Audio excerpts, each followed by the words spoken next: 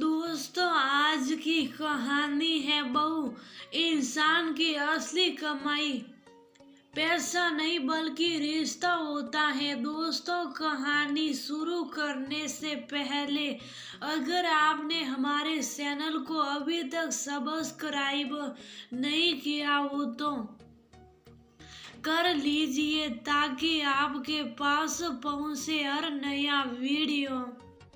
आप समझते क्यों नहीं विवेक? मनु को आप चाहिए महंगे खिलौने या कीमती कपड़े नहीं, आप थोड़ा समय। आखिर ये सब मैं किसके लिए कर रहा हूँ रीसा? तुम्हारे लिए ही ना। लेकिन ना मुझे आपके पैसे चाहिए ना आपकी संपत्ति, मुझे तो आपका साथ चाहिए। हमारे पास बैठकर दो बातें कीजिए, बेटे के साथ थोड़ा टाइम स्पेंड कीजिए। कितने समय के बाद तो मम्मी जी आई हैं, वो भी आपसे बातें करने के लिए तरस गई हैं।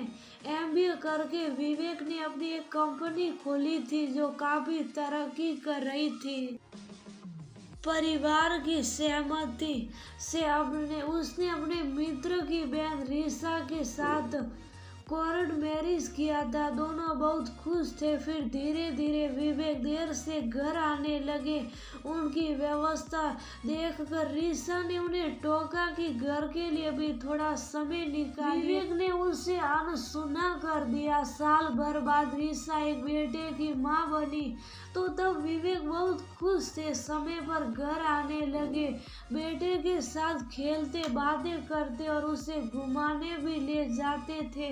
लेकिन कुछ महीनों बाद वह फिर से अपने काम में व्यस्त रहने लगे। रीसा की माँ और उसकी सास जब भी आती तो विवेक को समझाती कि काम के साथ साथ घर की जिम्मेदारियों भी निभानी चाहिए, पर उसके कानों पर जू नहीं रेंगती थी। 3 साल का होने पर मनु स्कूल जाने लगा, लेकिन विवेक को न तो उसकी स्कूल का नाम मालूम था और न ही उसके यूनिफॉर्म का रंग। 10 दिनों पहले विवेक की माँ आई थी, रीसा के साथ बातें करती, पोते के साथ खेलती, लेकिन जब विवेक से बात करना चाहती तो वो कहते माँ शाम को मिलता हूँ, परंतु माँ से बात करने वाली शाम कभी नहीं आती। बेटे की व्यस्तता देखकर उन्हें अपने बीते दिन याद आ जाते तो वह सिर उड़ती थी। एक दिन रीसा की सास ने उससे कहा, बेटी तुम विवेक को समझाओ, काम की व्यवस्था में वह घर को इग्नोर कर रहा है, कहीं ऐसा ना हो कि बेटा उससे दूर हो जाए। क्या मतलब? रीसा ने आरसी से पूछा। कुछ नहीं, वो ने बात को टाल दिया।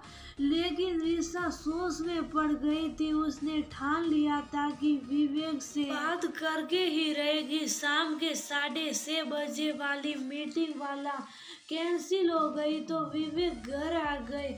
तब डिनर के बाद रीसा ने अपने मन की बात विवेक से कह ही डाली। सुनते ही विवेक भड़क उठे और बोले, तुम्हारी फालतू बातों के लिए वक्त नहीं है मेरे पास। विवेक की तेज आवाज सुनकर बेटे की नींद खुल गई। वह रोने लगा। विवेक की माँ भी घबरा कर कमरे से निकली।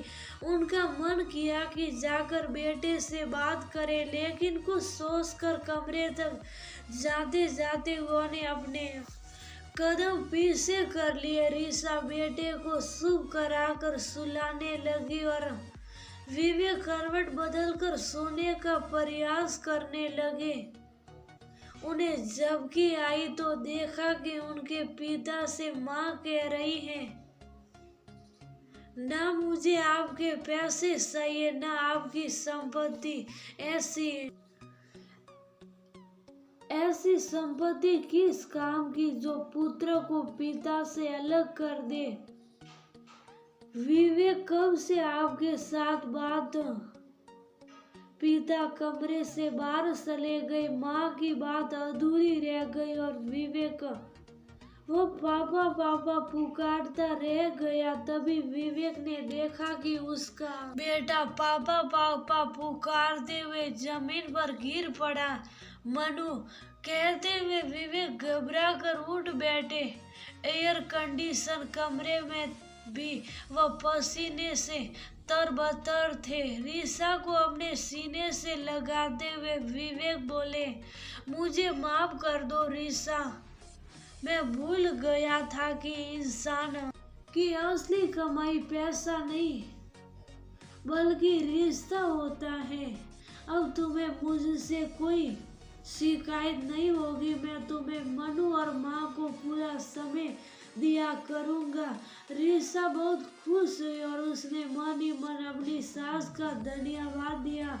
रविवार के दिन सभी लोग मॉल घूमने गए। तभी रीसा की नजर शोकेस में लगी नेकलेस पर पड़ी। वह वहीं रुक गई और सास को बोली, मम्मी जी आप मनु को आइसक्रीम दिलवाइए, हम अभी आते हैं। फिर विवेक से बोली, नेकलेस बहुत सुंदर है, मुझे लेना है, लेकिन उस दिन तो तुमने कहा था कि तुम्हें पैसा संपत्ति कुछ भी नहीं चाहिए। कहते हुए विवेक मुस्कुराए। रीसा भी कम नहीं थी, अपने दोनों कंधे उचकाते हुए बोली, उस दिन कहा था आज नहीं अब चलिए। फिर तो दोनों ही हंसने लगे। दूर खड़ी विवेक की माँ ने बेटे बहू को हंसते देखा तो खुशी से उनकी आंखें सलसला उठी।